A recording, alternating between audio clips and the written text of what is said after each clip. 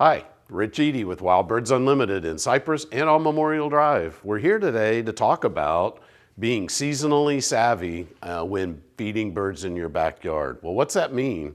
That means that at different times of the year, different birds have different needs, and different birds will even show up in our yards, which we'll talk about that as well.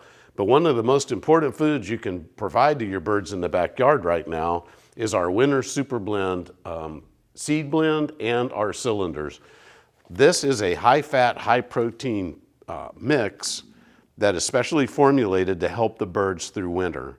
Now you might be saying, in Houston, it doesn't get that cold. Well, it's not even just about the cold, it's about the long nights. If you think about a bird, it starts getting dark and it's shorter days around 5 o'clock and they can't come out again until about 7 a.m. So that's roughly 14 hours of roost time that they need to spend getting through the night. Winter Super Blend will help them survive those nights, and it's a very nutritious food to offer them. So if you're looking for something to help your birds this winter, try our Winter Super Blend.